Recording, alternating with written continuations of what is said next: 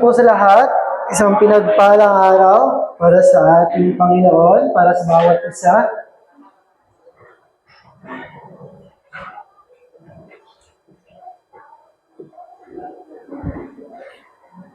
Handa na po ba tayong makinig ng salita ng Diyos sa umaga na to? Sino po naramdaman ang presensya ng Panginoon kanina sa kanyang buhay?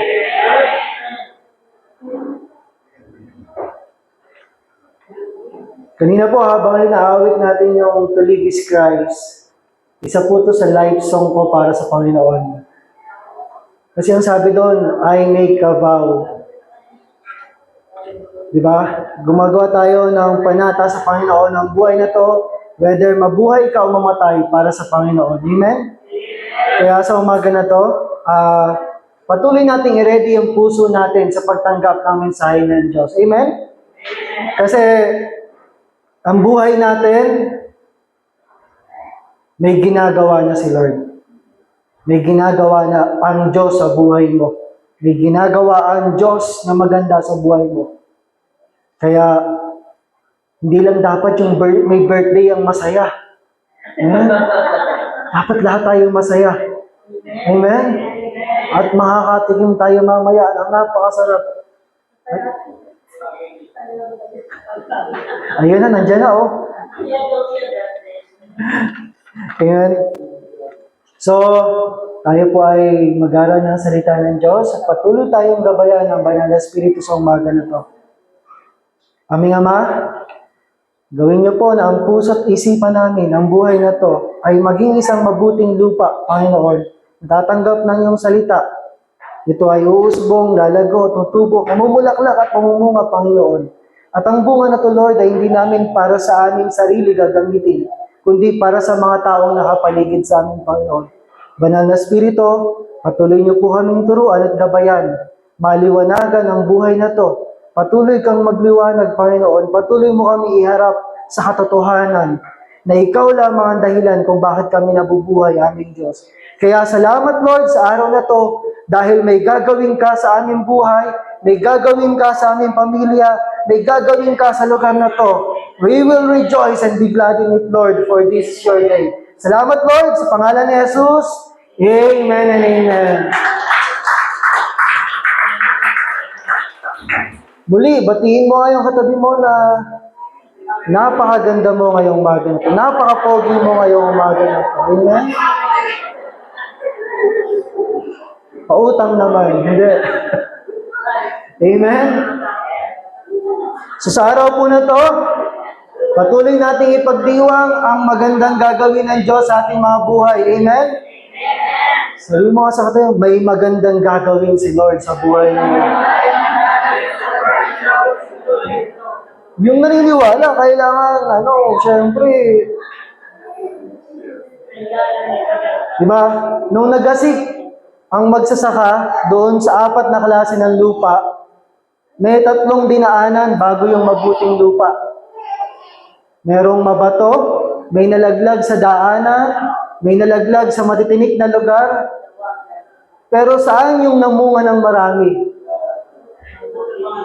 Doon sa matabang lupa, doon sa mabuting lupa. Kaya ang mensahe ng Diyos, dapat ready tayo na tanggapin. Dapat ready tayo na maganap sa buhay natin kasi nais ng Diyos, mamunga ka. Amen? Katulad ng tema natin ngayon, we are enlarging our territory for the Lord. Pinapalawak natin ang teritoryo natin para sa Panginoon. Amen? Bakit? Nais ng Diyos, hindi ka lang maging faithful, kundi nais ng Diyos maging fruitful ka. Amen? Nais na maging mabunga ang buhay mo.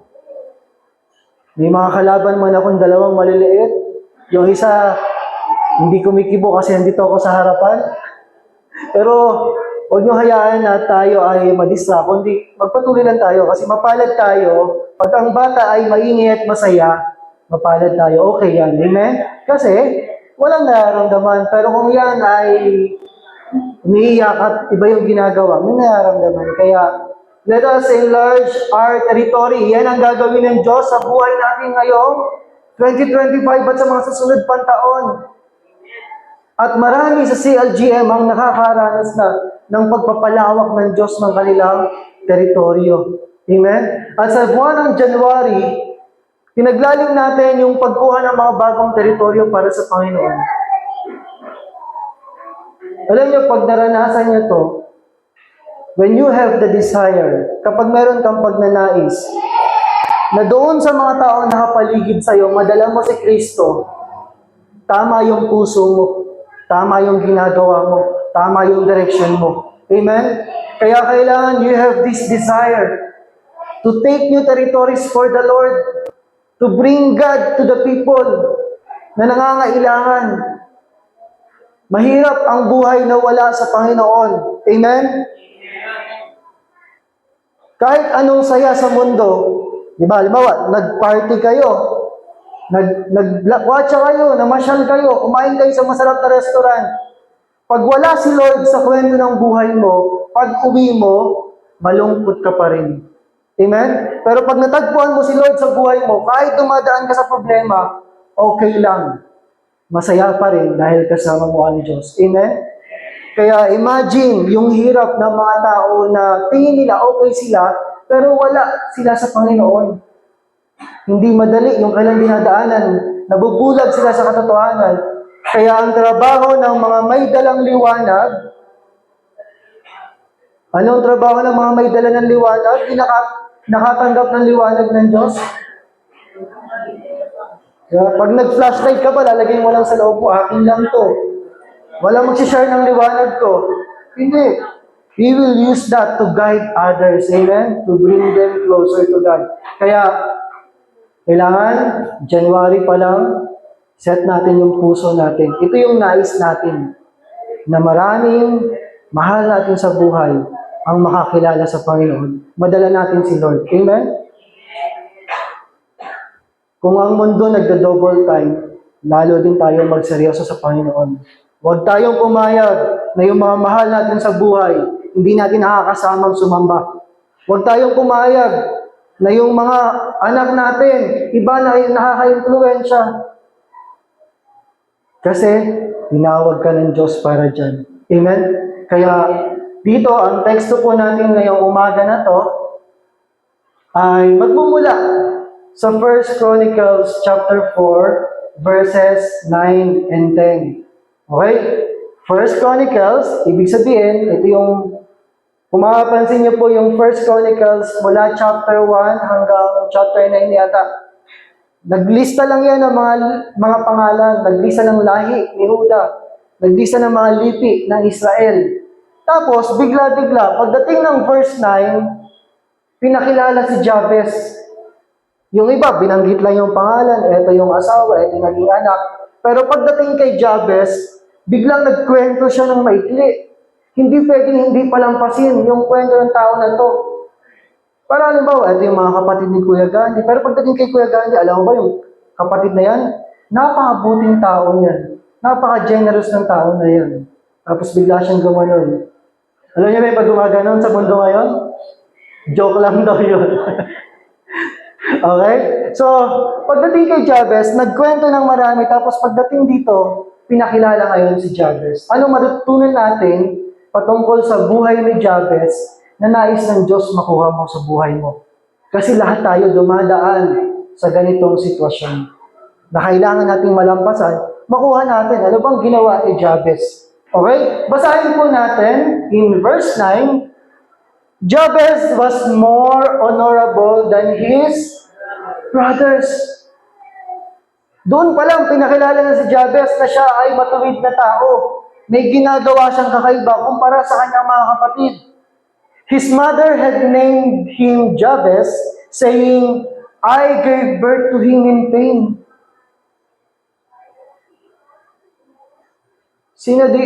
Sa tuli, may painless na. Sa panganganak ba, may painless na rin?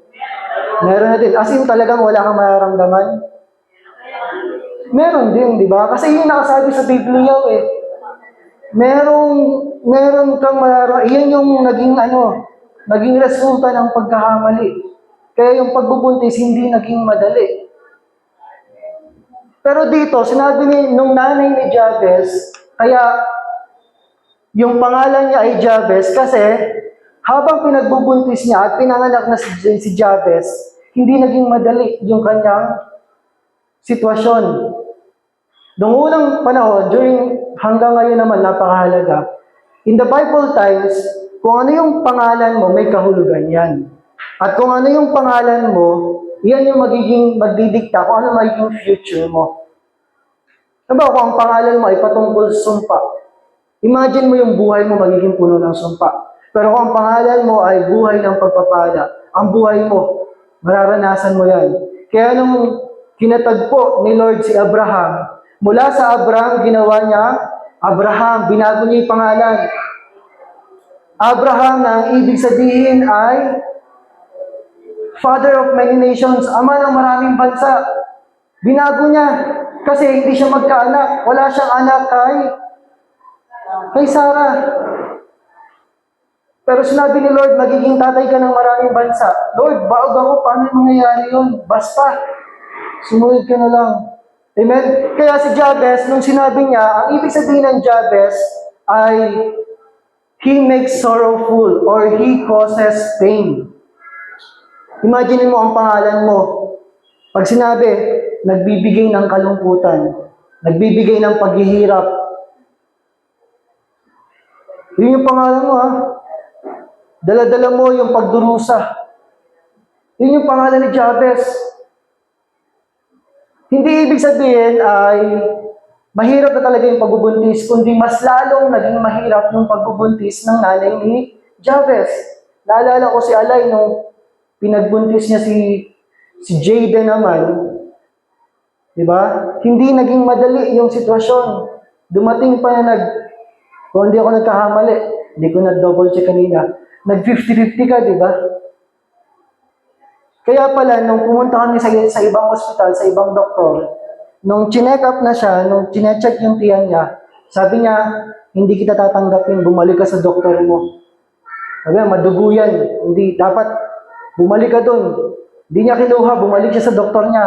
At pagdating dun sa ospital, walang nakaredy na dugo. Ilang oras siyang inooperahan, pumunta pa kami ng Kapitolyo, naghanap ng dugo, may proseso pa. Pero dahil sa pabor ng Diyos, nakasurvive si Alay sa panganak kay Jayden.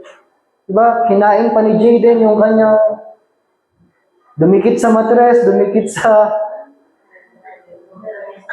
As in, nakita ko talaga si Alay hirap na hirap.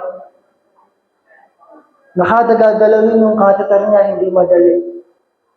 Ganun din siguro yung nangyari kay Jabez. Kaya out of yung naranasan ng nanay niya, pinangalanan siya na Jabez. Imagine mo ang pangalan mo, tagapagdala ng paghihirap. Nagkokos ng pain, ng sakit. Ano kayang buhay ni Jabez? Sino dito dumadaan sa pain ng buhay? Iba't ibang klase ng pain. Meron kang sa physical, may nararanasan ka sa physical. Meron namang nasasaktan ka sa mga tao na nakapaligid sa'yo. Meron namang nararanasan kang pain sa bulsa. Diba yung may sakit yung bulsa mo, hindi na gumaling-galing. Number 1 daw kay Nanay Norma. Hindi pinagpala ang iyong manugang, kaya pinagpala ka rin. Di mo kasi pinaparamdaman ng 500. Pag nakapatahagian mo. Amen? Imagine niyo yung buhay ni Jabez hindi madali. Bakit? Connect sa kanya yung pain ng nanay niya. Pero anong ginawa ni Jabez? Nag-post ba siya sa FB? Buhay na to, puro lang hirap. Nag-notes pa siya na lagi na lang may pain, lagi lang may sakit, lagi lang naghihirap. Anong ginawa ni Jabez na nais natin nais ng Diyos makita natin ngayong araw? Jabez cried out to the God of Israel. Umiyak siya sa Panginoon, hindi kung kanina siya umiyak. Umiyak siya kay Lord, lumapit siya kay Lord, Lord, dinggin mo ang panalangin ko. Sa panalangin niya, nagreklamo ba siya? Hindi pa rin. Sabi niya, Lord, bless me. Humihingi ako ng blessing, Lord. Hindi siya nagreklamo sa sitwasyon niya, kundi humihingi siya ng pagpapala. Iba yung puso ni Jabez na may dinadaanan mang hirap. Tama yung puso niya. Makikita niyo kung bakit. Bless me and enlarge my territory. Pagpalain mo ako, Lord. Tapos damay mo na rin yung mga taong nakapaligid sa akin. Palawakin mo yung sakop ko. Sabi niya dyan, let your hand be with me. Dito siguro nang galing yung hinihingi yung kamay ng babae. Hingin ko na po ang kamay ng Diyos, hiningi niya, pagsama ng Diyos, and keep me from harm. Alam ni Jabez, na kapag nangyari to, may mga dadaanan siyang sitwasyon. Amen? Alam ni Jabez, alam niya may mga obstacle na dapat harapin. Hindi to Cinderella na na-meet niya yung Prince Charming, okay na. Sa buhay mo, marami ka pang dadaanan. Ready ka ba, kapatid? Marami pang dadaanan ng CLGM.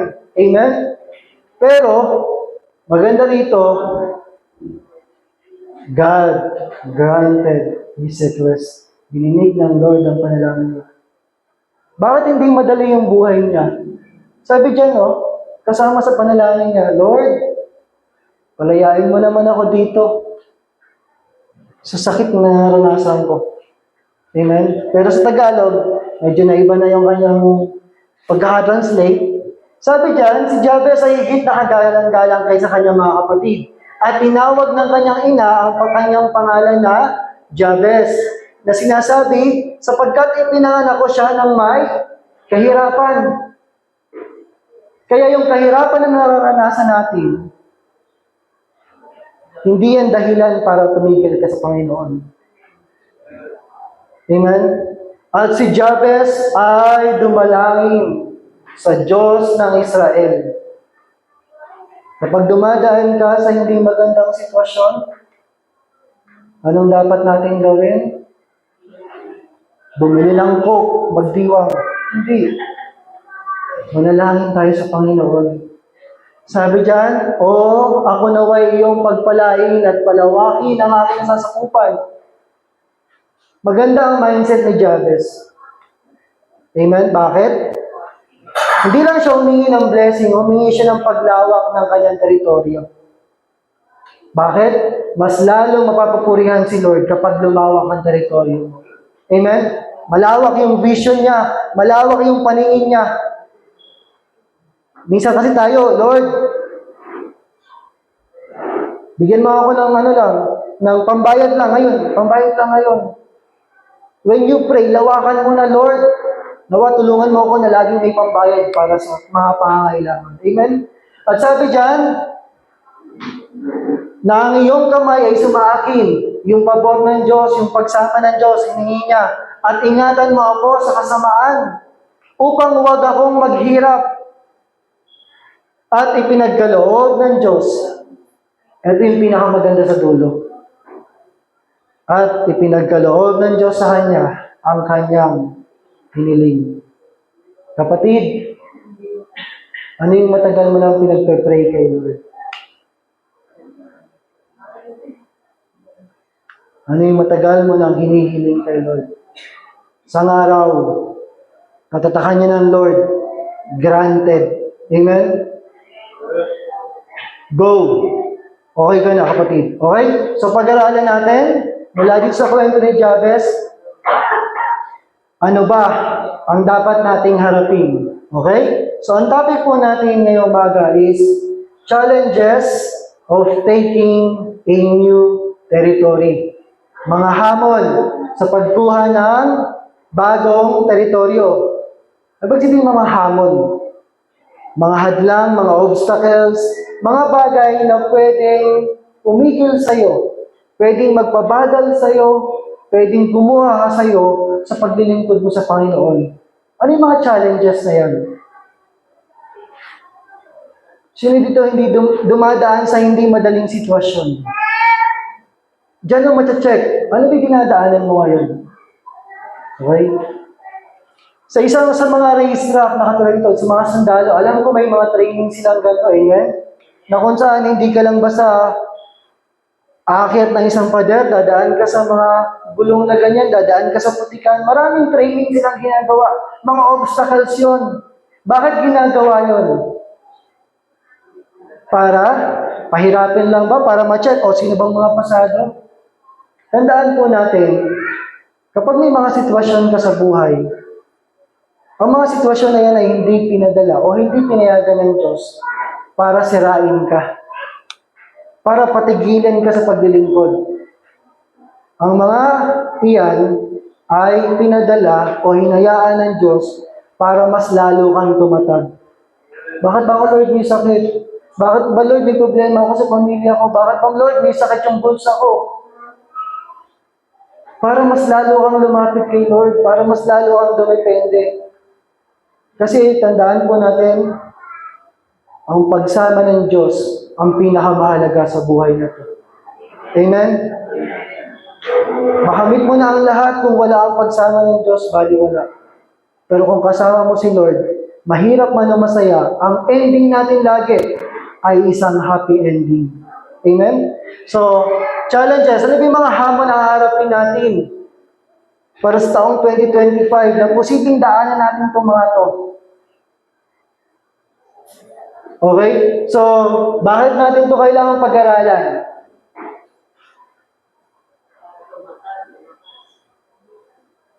Kasi, isa sa lagi kong nagmamalka sa akin. Halimbawa, meron kang, lahat naman siguro tayo may sitwasyon sa buhay na hindi madali, amen ba? Bukod kay Kuya Gandhi na walang sitwasyon sa buhay. Dapat ang Kristiyano ganyan. Hindi malata, dapat halatang Kristiyano. Amen? Minsan lang, late. Naipit lang. Hindi niya sinasadya yun. Okay? Halimbawa po, sumasakit yung ngipin nyo. Sumisimbolo yun ang hirap ng buhay. O yung mga dinadaanan ng sitwasyon. Sumakit yung ngipin nyo, pumunta kayo sa doktor. Humingi kayo ng gamot para sa pagtatae. Tingin nyo, gagaling ba yung sakit ng ngipin nyo? Baka kasi yun yung baka kailangan mawala yung pagtatae. O kaya naman, pumunta ka sa drugstore, bumili ka ng medical, sumasakit yung ngipin mo. Although may epekto, bakit ito sinasabi? Anong kahalagahan ito? Wrong diagnosis leads to wrong medication. Pag hindi mo alam yung haharapin mo, hindi mo alam kung paano ito re-resolvahin. Kaya dapat handa tayo, ready tayo. Katulad ni Rosel, nagsisimula siya sa ngayon sa mga youth. Sinabi ko sa kanya kanina, huwag mo lang didibdibin. Dinaanan ko yan, dinibdib ko masyado, na-stress lang ako. Sabi nga niyan, may mga lalaki doon, nagpapakitaan pa ng dede. Habang nagagawain, nagkukurutan. Maraming challenges sa paglilingkod kay Lord. Pero dapat ready ka. Kaya sabihin mo sa katabi mo, dapat ready ka. Amen? So ano ba yung mga challenges na harapin po natin sa buhay na to? Number 1, ang madalas na hinaharap ng mga anak ng Diyos o ng mga tao sa mundo is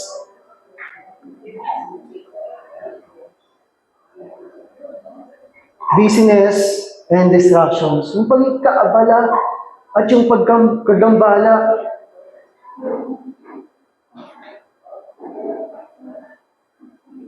Maraming tao ang lumilipas ng maghapon na nauubos ang oras nila sa mga bagay na walang kabuluhan. Sabi nga kanina sa kanta, di ba? I gave this life away. Ang buhay natin, binibigay natin yan. Nauubos yan. Pero saan mo binibigay? Sa tama o sa mali? Sa may kabuluhan, sa walang kabuluhan. Ang buhay, marami tayong magiging pwedeng pagkaabalahan. Lalo na sa pamilya, maraming pangangailangan ng pamilya, di po ba? Marami kang kailangan gawin, lalo na yung mga magulang. Lalo na kung may kambal ka pa. Na paano mahaharapin yung labahin? Paano mahaharapin yung mga pagtatrabaho? Paano mahaharapin yung pag-aaral ng salita ng Diyos? Paano mahaharapin? Kung ang buhay lang ang titingnan mo, mauubusan ka ng oras sa dapat mong gawin. Kaya ang ginagawa ng mundo, gagawin kang abala at gagawin kang distracted. Magagambalain niya buhay mo. Lalo na pag lumalapit ka kay Lord, mas lalo kang maraming magiging dahilan para hindi lumapit kay Lord. Eh kasi po yung ganito, eh kasi po, eh kasi po, eh kasi po. Tanong, mga kapatid, sa buhay mo, ano bang pinakamahalaga? Alam niyo ba kung ano pinakamahalaga sa buhay niyo? Sa buhay natin? Si Lord. Pero bakit minsan, nandun siya sa number 2, number 3 ng buhay natin? Amen? Kaya yung number 1, sa mundo na to, gagawin kang abala hanggang maubusan ka ng oras para sa Panginoon. Sa dami mong gagawin, kapag hindi mo inuna si Lord sa buhay mo, kapag hindi mo inilaban at isiningit ang Diyos sa buhay mo, kapag hindi mo prioritize si Lord sa buhay mo, malilibang ka na sa mundo. Amen? Maraming tao. Bakit maraming taong ayaw maglingkod kay Lord? Sa atin muna. Huwag muna yung pag-attend, paglapit kay Lord. May mga dahilan, katulad ng busy po ako sa trabaho, busy po ako sa bahay, busy po ako sa anak, busy po ako sa mga dapat kong gawin. Kasi ang akala po ng marami, ang paglilingkod ay option lang. Ang paglilingkod, pwedeng okay, sige, gagawin ko yan, pwedeng hindi. Pero ang paglilingkod sa Diyos ay buhay natin. Kung paanong kailangan mong kumain, kailangan mo rin maglingkod sa Panginoon. Kailangan natin ng isa't isa para kumilos sa iglesia ito. Amen? Kailangan ka ng Diyos para kumilos, para umabot ng mga kaluluwa. Kaya dito, marami kang pwedeng pagkaabalahan, pero at the end of the day, kanino mo inubos ang oras mo? Kaya nga sabi ng lingkod ng Diyos, dito po sa 1 Corinthians 7:35, ano pong sabi sa NLT? Anong sabi ng lingkod ng Diyos? I am saying this for your benefit, not to place restrictions on you, kasi nakita niya, pag may asawa ka, may mga abalahanin ka. Kapag babae ka, kapag lalaki ka, may mga kailangan kang gawin. Sabi niya dyan, I want you to do whatever will help you to serve the Lord best with as few distractions as possible. Sa Tagalog po, anong sabi? Sinasabi ko ito ngayon para sa inyo ay kabubuti. Hindi upang lagyan kayo ng silo, kundi kung ano ang nararapat at upang kayo'y makapaglingkod sa Panginoon nang walang sagabal. Pinapaalala ni Pablo na ang buhay maikli lamang. Amen? Ang buhay mo maikli lang. Di mo alam kung kailan ka uuwi sa Panginoon o kung uuwi ka ba sa Panginoon. Kaya sabi niya dito, mamulat ka sa katotohanan na maraming pwedeng distraction sa paligid pero dapat focus ka lang kay Lord. Amen? Huwag kang mapigilan sa paglilingkod mo kay Lord. Dapat huwag kang magpaabala sa mga sagabal. What if 5 araw ka na lang mabubuhay? Anong gagawin mo? Sa 5 araw na natitira na yun. O sabihin natin 3 araw na lang para madali lang. Diba, si Paul, 3 araw na lang. Sinabi sa'yo ng Panginoon, O Paul, uwi ka na ha. Sunday. So, Wednesday, uwihan mo na ha.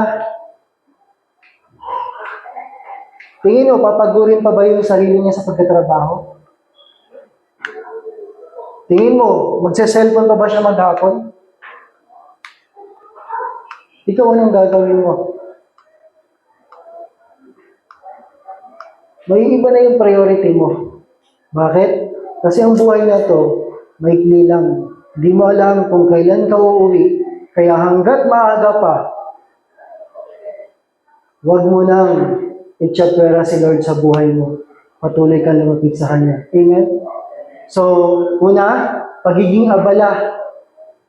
Magkakaroon ka ng maraming dahilan para hindi magawa ang kalooban ng Diyos. Pangalawa, bukod sa pagiging abala, ano yung pangalawa pang hadlang o challenge na dapat nating harapin? Ano yung pangalawang hadlang? Pangalawang sagabal? Pangalawang hamon ng buhay para tayo ay patuloy na maglingkod sa Panginoon? Tingnan nyo, ano to?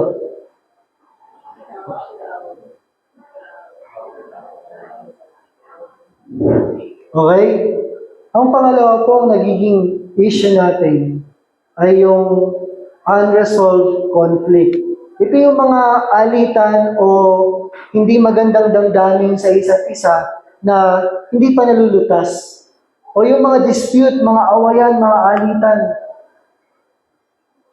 Halimbawa, paano mo siya ng isang tao na meron kang hidwaan? Paano mo siya ng isang tao na hindi mo naman kasundo ng mabuti? Sabi nga po sa isang nabasa ko, ang unresolved conflict, ito kasi yung mga sugat na minsan pinapalagpas lang natin, nakakala natin okay na, hindi pa pala. Sabi nga doon, ang unresolved conflict ay isa sa silent killer ng isang iglesia. Kaya nga magpasalamat tayo kasi meron tayong lingkod ng Diyos, may leader na nagdi-deal. Ano ba nangyayari sa bawat isa sa atin? Ano ba yung mga hinaharap nating problema at sitwasyon? Kasi halimbawa, yung isang kabataan, lumalayo sa gawain, lumalayo sa church, lumalayo sa akin. Bakit? Tinuklasan ko, inaral ko, ang buhay pala niya, napupunan ng selos, naiinggit. Kasi kung magpo-focus ka sa kanya, may mga ginagawa na siyang mali. Kapag doon ka lang nag-focus, hindi mo makikita, ano ba yung ugat? So parang habang kinausap ko na siya, binigay sa akin ng Panginoon, habang kanyang pinag-aaralan ko yung buhay niya, pinagpe-pray ko, yung puso niya napupuno ng selos, napupuno ng inggit. At yung selos at inggit na yon ang nagiging dahilan para gumawa siya ng mali. Kapag hindi ko na-deal yung pagkakataon na yon, yung damdamin niya, ang tendency, magpapatuloy lang siya na kunwari okay, pero hindi pala. Amen? Magpapatuloy siya na gumalaw, na hindi nagpapalapit kay Lord, kundi papalayo na.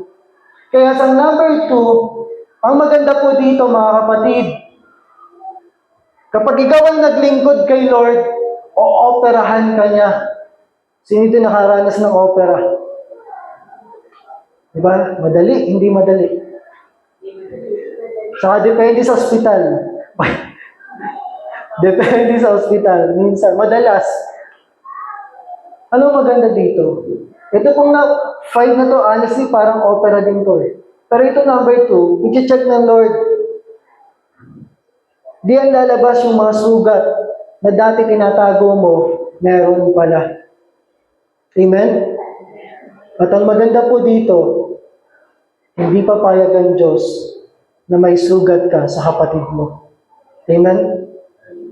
Malayo pa yung latakbay natin. Magkakaroon pa tayo ng mga moments ng tampuhan, tatampo kay kapatid, nagtatampo kay ganon, may sinabing ganito, may narinig akong ganito. May mga moments pa tayo na hindi magkakasundo. Pero kung doon tayo magpo-focus, Masisira na. Pag hindi natin nag-deal yun, doon tayo sisirain ng kaaway. Kaya isa sa mga ginagamit ng Diablo para hindi tayo makakilos sa Panginoon, bakit hindi mo masyaran yung pamilya mo? May damdamin pa na dapat paghilumin. Kaya nga ang sabi dito, sasabi sa 2 Corinthians 5:18 to 19, all this is from God, who reconciled us to Himself through Christ and gave us the ministry of reconciliation. Amen? Para sa kina Pablo lang ba to? Yung ministry na to? That God was reconciling the world to Himself in Christ, not counting people's sins against them, and He has committed to us the message of reconciliation. Basahin po natin sa Tagalog. Lahat ng ito ay mula sa Diyos, na tayo'y pinagkasundo niya sa Kanyang sarili sa pamamagitan ni Kristo. Bakit po?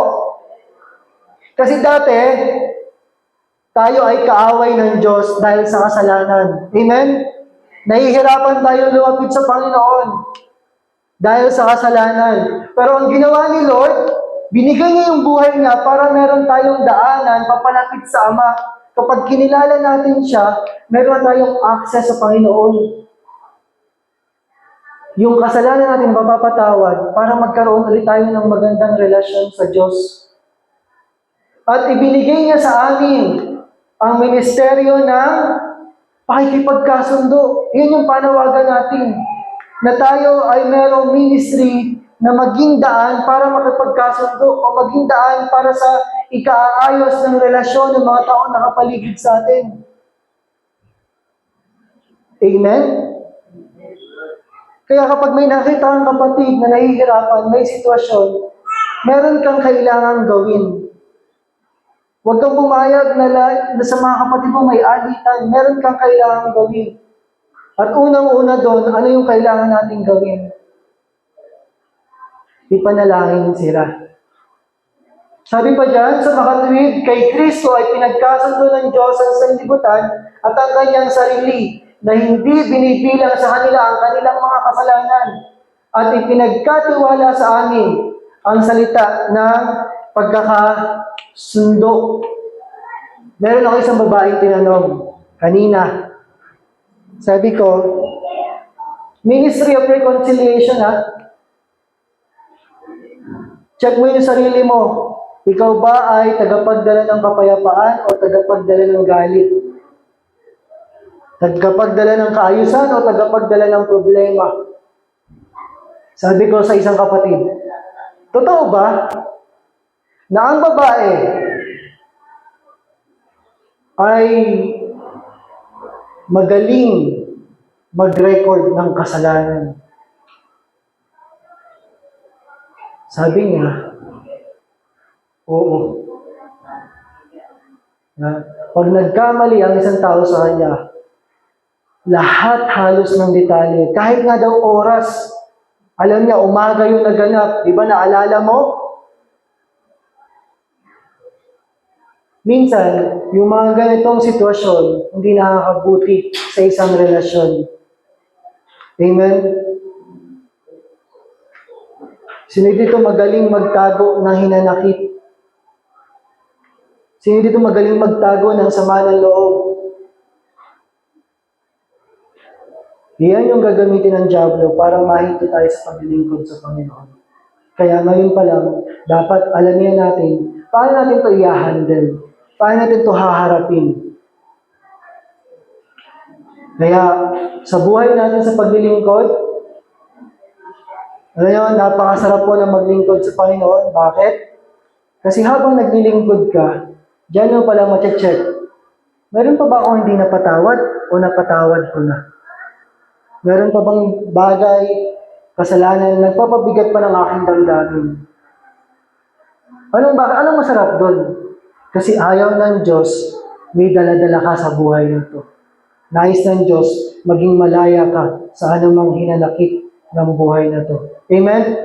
Kaya number 2, mga unresolved conflict issues ng buhay. Mga sugat na nakala mo okay na, hindi pa pala. Diyan, mabubuksan yan. At pangatlo, kapag meron ka rin mga damdamin sa buhay, kapag meron kang sugat, tinatawag, mararanasan mo rin yung number 3. Na kapag ka gusto mo mag-share sa isang tao, sa pamilya mo, sa kaibigan mo, pwedeng dumating to sa'yo. Ano yung number 3? Temptation to back off. Matukso na umatras. Ano yung nangyayari sa isang tao na inaatake ng tukso ng pagkatras? Ang isang tao na inaatake nito, nagkakaroon ng napakaraming dahilan lalo. O kaya sabihin niya, sige, bukas na lang, saka na lang. Siguro hindi pa kalooban ng Diyos kasi hindi kami nagkausap eh. Siguro naman, baka bukas pwede na. Yung palang mga bagay na gano'n, pag pinagpapabukas natin ang pag-abot sa mga kapatid natin, unti-unti, instead na nag-move forward tayo, umaatras na pala tayo pa konti-konti. Kinakain ka na ng tukso na mahirap eh. Daming dahilan. Amen? Gugustuhin mo na huwag magpatuloy.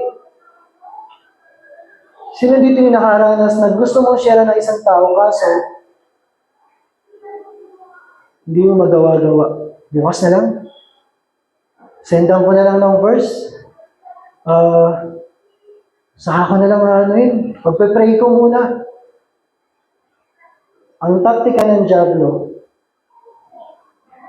kapatid, ang taktika ng Diablo ay i-delay ang pagsunod mo sa Panginoon. Amen? Kailan ka pakikilos? Kung kailan hindi ka na makakilos, kung kailan nakahiga ka na sa higaan, kung kailan hindi mo na maitaas yung kamay mo at hirap ka na magsalita.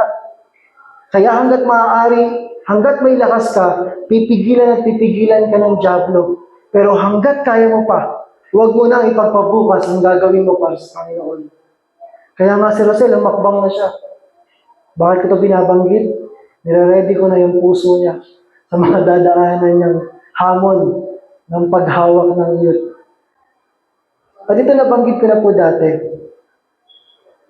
Ang mga kasamahan natin dito, hindi lang ito trabaho ng mga leader. Amen? Trabaho natin ito bawat isa. Pag nakita mo yung kabataan na ito, may ginagawang mali, trabaho mo yun para pakailahanan siya. Trabaho mo na magpalakas ng iba. Trabaho mo para abutin ang ibang tao. Amen? We need to move forward para magawa natin yung kalooban ng Diyos sa buhay natin. Kaya ang sabi ng salita ng Diyos, sabi ng gumawa ng kanta na to, in Psalm 42 verse 5, kamukha rin niya yung Psalm 43 verse 5. Sa NLT, ang sabi niya dyan, why am I discouraged? Why is my heart so sad? Pero sabi niya, I will put my hope in God. I will praise Him again, my Savior and my God. Yung kadugtong po niyan sa verse 6. Sabi sa Tagalog, bakit ako nanlulumo? Bakit ako nagdaramdam? Darating po sa punto ng paglilingkod natin kay Lord, panghihinaan ka ng loob. Yung ginagawa mong mabuti, hindi ka sasuklian ng mabuti. Yung ginagawa mong effort, hindi ka sasuklian kung paano mo binibigay yung effort para sa tao na yun. Ito, napansin niya, nag-aasas na siya ng kanyang sarili. Sabi niya, bakit ako nanlulumo? Bakit ako nagdaramdam? Anong nararanasan ng tao na to? Discouraged na yung puso niya. Nalulungkot na siya. Amen? Na para bang, bakit ako nanlulumo? Pero ano pong magandang sinabi dito sa Psalm 42 verse 5? Sino nagpalakas sa kanya? Si Lord lagi nandyan para palakasin tayo. Pero anong ginawa niya sa sarili niya? Siya mismo nag-encourage sa sarili niya. Diba sabi, sa Diyos ako may tiwala. Siya ang aking aasahan. Diyos na tagapagligtas, muli ko siya aawitan. Minsan kapatid, may mga panahon na i-encourage ka ng mga leaders. Amen? Pero madalas, ang laban, ikaw at si Lord. Amen? Madalas, solo flight mo. Ikaw lang at si Lord ang may laban. Anong gagawin mo? Mag-i-inerte ka ba? Mag-walling ka ba? Di ba nung panahon ni Raisa May, nauso ang pag-walling. Ngayon naman, ano nauso ngayon? Pagraran, pag-iimo. Mga kabataan ngayon, nakakalungkot. Di ba nung mga una-una, nung panahon ko medyo bihira, di ba? Nung mga una-una, wala namang mga issue ng depression. Napansin niyo po, walang mga issue ng bibihira yung nagpapakamatay. If I'm not mistaken, correct me if I'm wrong lang. Pero yung mga kabataan ngayon, ang daling ma-depress, ang daling magkaroon ng anxiety. Pero nung panahon, nila nanay ko, nila Pastor Remy, isang saging, ilan yung maghahati? Diba? Isang mangga, ilan yung paghahati-hatian? Pero nakita nyo, mga successful para kay Lord. Kaya sabi dito, bakit nga ba ako manlulumo? Dapat inaasas niyo yung sarili niyo. Ano bang naranasan niyo? Ikaw at si Lord ang makakatulong sa sarili mo. Amen? Kaya sa dumadaan ka sa mga panahon na mabigat ang puso mo, paalalahanan mo ang iyong sarili. Mahal ka ng Diyos. Sabihin mo sa sarili mo, mahal ako ng Diyos. Amen? Sino dito magulang na natutuwa pag yung anak niya malungkot? Yung pumapadyak pa siya, anak ko, umiiyak sa hirap. May ganun bang magulang? Meron siguro, pero hindi lahat. Hindi normal. May toyo lang siguro yun. May impluensya ng bawal na gamot, di ba? Kailan natutuwa yung magulang? Kapag successful yung anak niya, kapag masaya yung anak niya. Kaya kung nireklamo mo kay Lord, Lord, hirap na ako sa buhay. Alam mo, kung sasagot lang si Lord, at sumasagot siya. Kung marinig mo lang, siguro natin yung tinig ni Lord, anak, ako din, hirap na. Kaya lang ayaw mong sumunod. Ibigay mo na sa akin lahat, tutulungan kita. Amen? Ginusto mo yan eh. Minsan ganun eh. May mga action kasi tayo na imbis na malapit tayo kay Lord, nalalayo tayo kay Lord. Kaya minsan, yung puso natin, hindi na si Lord ang laman, kundi marami ng alalahanin sa buhay. Marami ka ng sugat na naiipon na hindi nakakatulong para magpatuloy ka na mag-conquer ng new territories for the Lord. Bawa, si Belen. Ano ba talaga? Belen o Belen?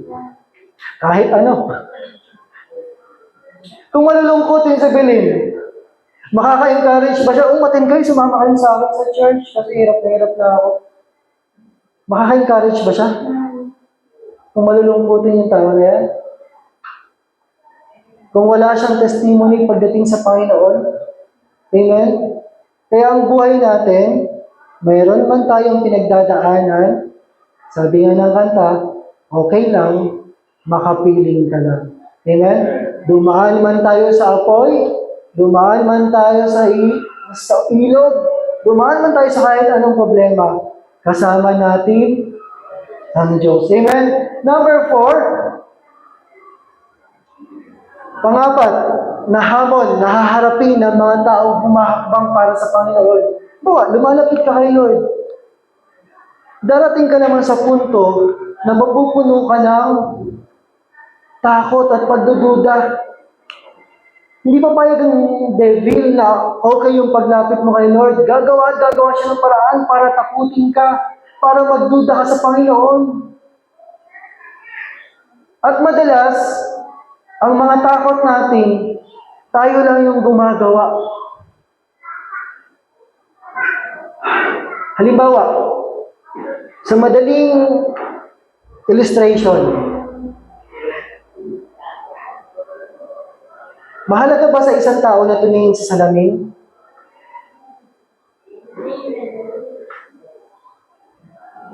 Lalo sa mga babae. Diba? Mga lalaki, minsan kahit hindi na magsalamin yan eh. Okay na yan. Mahalaga din. Bakit?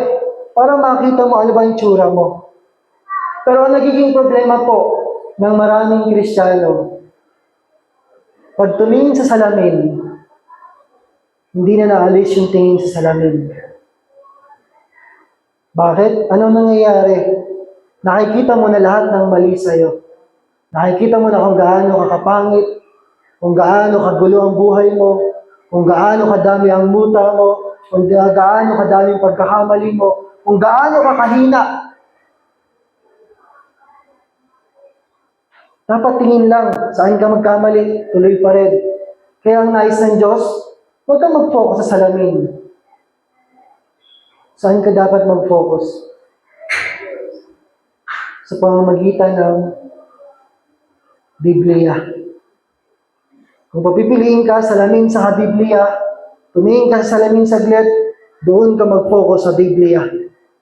Bakit? Dahil dito, makikita mo kung gaano kalaki ang Diyos sa buhay mo. Amen? Makikita mo kung gaano katutulungan ng Diyos. Makikita mo, mababasa mo sa Biblia kung gaano kanya kamahal na mahal, na hindi kanya pababayaan, kung gaano ang daming pangako ni Lord sa iyo. Kaya kung gusto mo mag-focus sa isang bagay, mag-focus ka sa pagbabasa ng Biblia. Kasi doon, makikilala mo si Lord sa buhay mo. Mamili ka. Magpo-focus ka sa reseta ng doktor o magpo-focus ka sa Biblia. So, dito yung 5 pages yung reseta ng doktor. Yung mga ganun, dumating sa puntong ganun eh. Lahat na lang may... Pero pag-focus ka sa Biblia, lalakas at lalakas ang buhay mo. Kaso, kaya nga ito challenge. Minsan, ililigaw ng devil. Madalas, ililigaw ng devil. Ang paningin mo, para matuon ka sa ibang bagay. Matuon ka sa mga problema at sitwasyon ng buhay. Hanggang sa, tandaan po natin, para sa akin, ang fear, ang takot, at pagdududa, magkamag-anak yan. Magkapatid, kung gusto nyo. Pag may takot ka na, pag na-overwhelm ka na takot, napuno na yung puso mo ng takot, eventually, magdududa ka na sa Panginoon. Kaya kung nagdududa ka na, check mo, baka merong takot sa puso mo. Amen? Kaya ang sabi ng salita ng Diyos, in Matthew 13:57-58 sa NLT, and they were deeply offended and refused to believe in Him. Pumunta si Jesus sa bayan niya, pero anong sabi? Then Jesus told them, a prophet is honored everywhere, except in his own hometown and among his own family. And so he did only a few miracles there because of their unbelief. Sa Tagalog, ano sabi po ni dito? At natisod sila sa kanya. Tingnan mo yung katabi mo, nakatayo pa. Sa spiritual. Ngunit sinabi sa kanila ni Jesus, bakit po mahalaga to? Check nyo ha.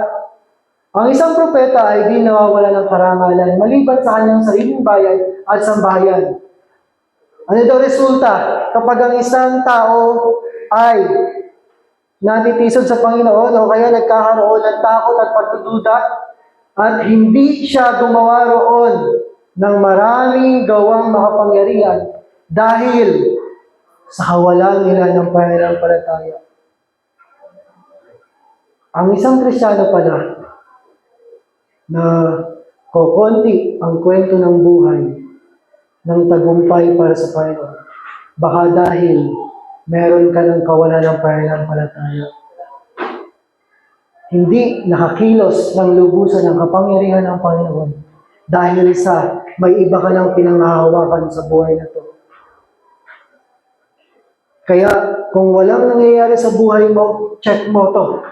Kasi sabi dyan, hindi siya gumawa ng maraming gawang makapangyarihan dahil sa kawalan nila ng pananampalataya.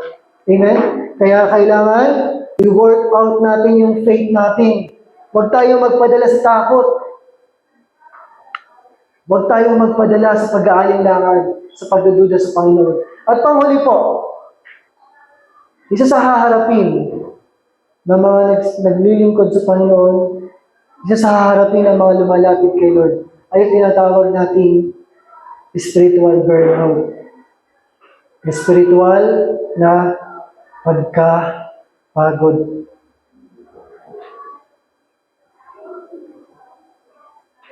Ang buhay po ba nakakapagod?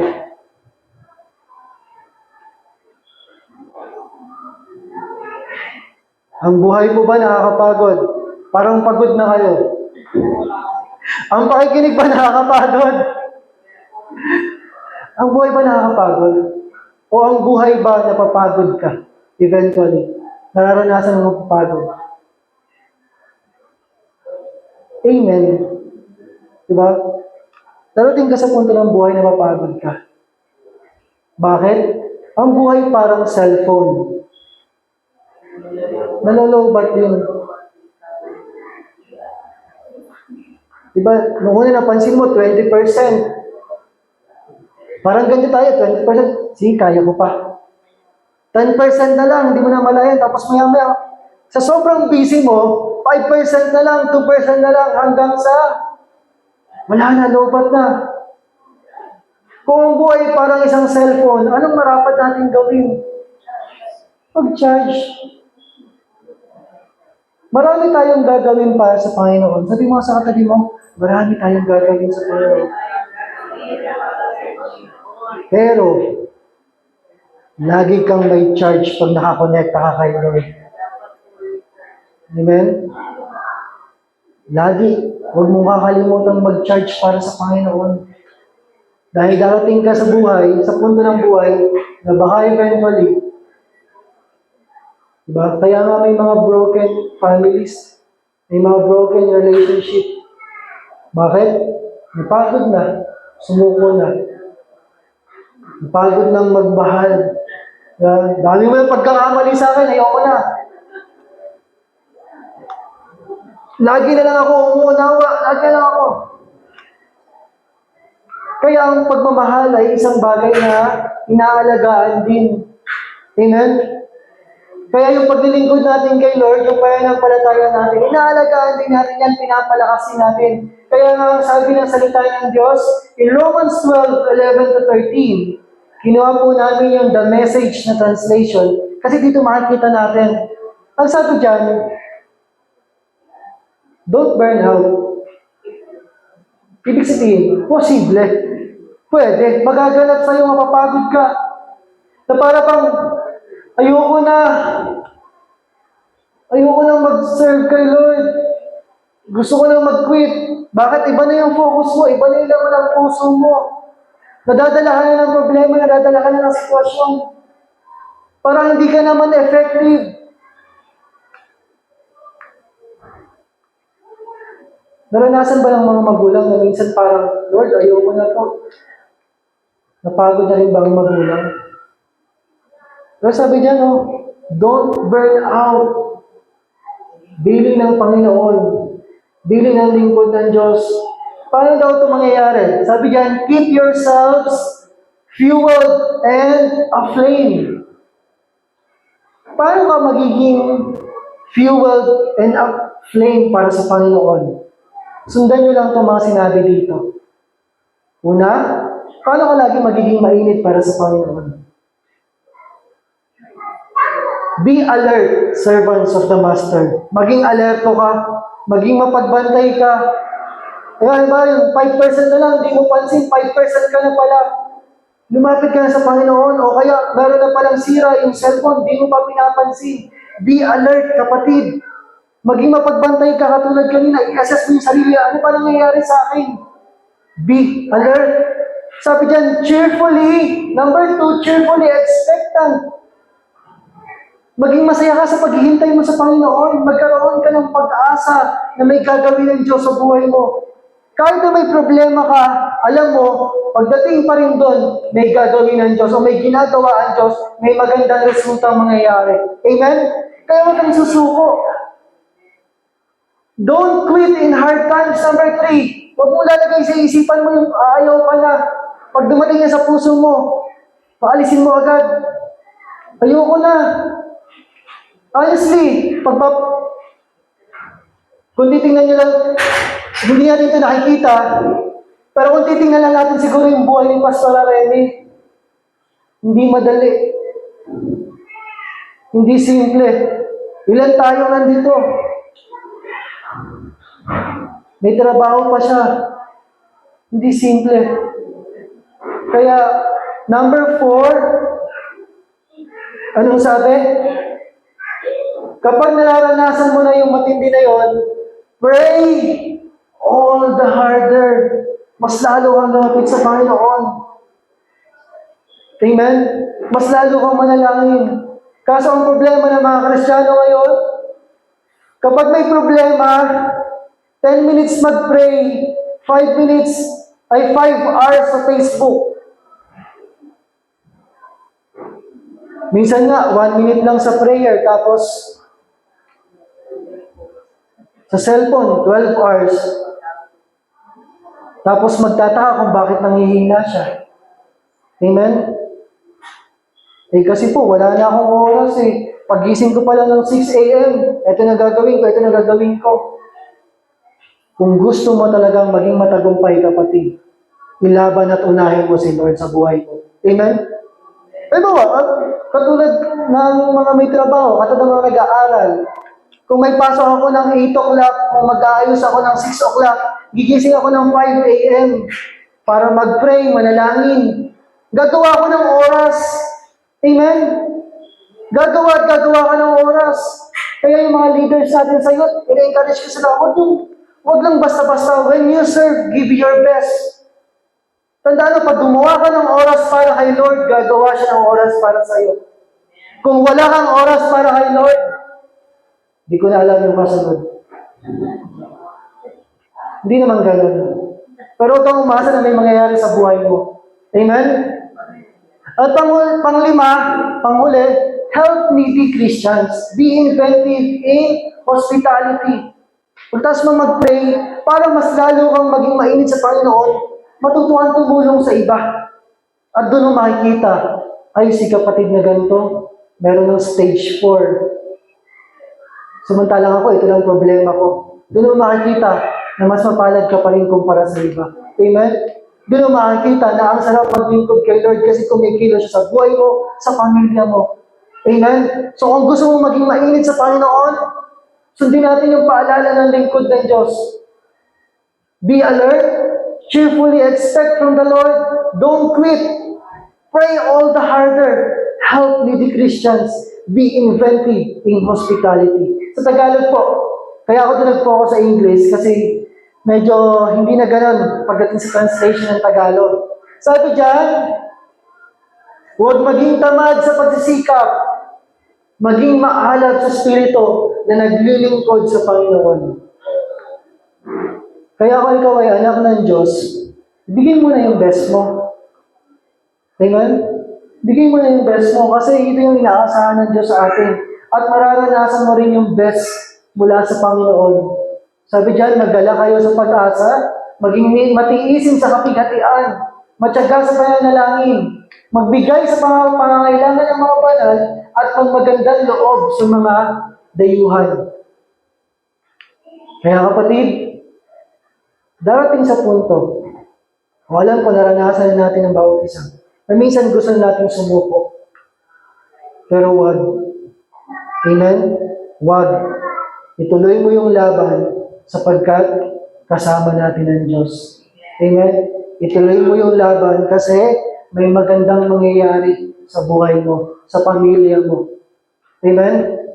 Kaya, kung meron gustong mag-quit tayo, kung meron gusto na wag tayong kumilos para sa Panginoon, hindi yun si Lord. Tandaan natin, ang paglilingkod kay Lord, hindi optional. Kaya kung wala ka pang inaabot para sa Panginoon, kung wala ka pang ginagawa sa Panginoon, may panahon pa para magdesisyon. Amen? Tuloy na Tiangne. Marami pang bagay na magagawa si Tiangne, di ba? Kahit yung kumausap lang ng mga kasama natin, di ba? Mag-encourage ng katabi. Hindi naman ibig sabihin si Tiangne yung paglilinisin pa natin ng church. Hindi ganon. May kanya-kanya tayong gagawin para sa Panginoon. Amen? Kailangan mo lang hanapin. Kasi ang totoong nagmamahal kay Lord, nais maglingkod. Amen? Hindi lang dahil kailangan to, kundi mahal niya si Lord. Diba? Ang totoong nagmamahal, nagbibigay ng oras. Amen? Ang totoong nagmamahal, nagsasakripisyo. Ang totoong nagmamahal, gumagawa ng paraan. Si Lord ba, naranasan na ba natin to kay Lord? Amen. Kaya tayo, mahal ba natin si Lord? O marami tayong kadahilanan sa buhay para mapigilan tayo maglingkod sa Panginoon. Kaya po, recap natin, challenges of taking new territory, mga hamon sa pagkuha ng bagong teritoryo, mga inaabot natin para kay Lord, ano ba yung magiging mga hamon na haharapin natin? Number 1, ito yung mga pagkaabala, busyness. Marami kang pwedeng kaabalahanan sa buhay. Diba? Kasi po yung ganito, kasi po yung ganon. Maraming magiging ganon para ikaw ay hindi makapaglingkod kay Lord, para hindi makapag-share sa mga kapatid mo, sa mga mahal mo sa buhay. Pangalawa, isa sa haharapin natin yung mga sitwasyon natin dati. May meron pang unresolved conflict. O kaya yung tao na yun, meron siyang issue sa mga Kristiyano, issue sa mga mananampalataya, issue sa magulang niya. Haharapin din natin yun. Paano natin siya tutulungan sa mga issue na yun? Amen? Pangatlo, temptation to back off. Diba? Matutukso ka na parang, wag na lang kaya, sa ibang araw na lang, pagpaliban na lang natin. Saka na ako a-attend ng Bible study. Saka na ako a-attend pag ng Sunday, saka na lang. Saka na ako mag-share, saka na ako tatayo. Saka na ako mag-opening prayer. Paano pag kinuha ka na ni Lord? Wala na. Saka ka na lang din pupunta ng langit. Masakit, pero totoo. Kailangan kong sabihin. Amen? Number 4, darating sa punto na madadala ka ng takot. Pupunuin ka ng takot, pupunuin ka ng pag-aanilangan, pupunuin ka ng pangamba, ng pagdududa. Dahil ang takot, gagawin ka niyang paralisado. Hindi ka na makakilos. What if i-reject ka? What if iba yung maging treatment sa'yo? What if may gawin sila hindi okay? Diba? What if pagsalitaan ako ng maganda? Pag doon ka nag-focus, wala na. Pupuno ka ng takot. At panglima, spiritual burnout. Mapapagod ka. Kaya sabi ng Matthew 11:28, dapat ang isang Kristiyano laging lumalapit sa Panginoon. Amen? Alam ni Lord, mapapagod ka. Alam ni Lord, tao tayo. Alam ni Lord, mapapagod tayo. Kaya lang, kailangan mo mag-charge. Ano yung mga tayo, pagod ka na ba? Mag-charge ka kay Lord. Amen? Dahil ang 5 bagay po na to, para madali natin tandaan, ito yung mga BUTSS natin. Mga buts. Ano ibig sabihin nun? Mga dahilan natin sa buhay. Kasi ganito, kasi ganon, kasi. Kasi po yung anak ko, kasi po yung pamilya ko, kasi po may ginagawa ko, kasi po may trabaho ako. Mga kasi natin to, mga buts natin. Para makalapit at makapag-share tayo sa Panginoon. Amen? Kaya umaga na to, ang panawagan ng Diyos sa atin, sa John 16:33, I have told you these things so that in me you may have peace. In this world you will have trouble, but take heart, I have overcome the world. Sabi ni Lord, marami siyang sinabi, kaya nga, kasi ito, nagre-ready na siya sa pagdarusang harapin ni Lord. Alam mo kung sino pinaalalahanan niya, sino pinalakas niya? Yung mga disciples, Sabi niya, malulungkot kayo pero iiwanan ko sa inyong banal na spirito. Lakasan niyo yung loob niyo. Samantalang siya, alam niya yung dadaanan niya, mahirap. Pero ang pinapalakas niya yung mga disciples. Kaya ang sabi niya dyan, ang mga bagay na ito ay sinabi ko sa inyo upang sa akin ay magkaroon kayo ng kapayapaan. Kaya ang buhay na to, walang magiging kapayapaan kung layo ka sa Panginoon. Mapapagod at mapapagod ka lang. Pero kapag kay Lord, payapa ang buhay mo. Masarap mabuhay. Amen? Kaya sabi dyan, nakita na niya sa sanlibutan ay nakaharap kayo sa pag-uusig. Marami kayong dadaanan, sabi ni Lord. Pero ang sabi ni Lord, ngunit, lakasan ninyo ang inyong loob. Dinaig ko na ang sanlibutan. Ibig sabihin, kapatid, alam ni Lord, pasado ka sa exam. Amen? Pasado ka sa test ng buhay. Kaya kung ano man yung sitwasyon mo ngayon, alam ni Lord, magpapasa mo yung test ng buhay mo. Amen? Kaya anong estado mo? Nanghihina? Ang sabi ni Lord, lakasan mo yung loob mo. May gagawin ng Diyos sa buhay mo. Amen? So, pasensya na po, nagtagal. So, ito po ang mensahe sa atin ng Panginoon. Palakpakan na po natin ang Diyos na buhay. May natutunan po ba tayo ngayong umaga na to?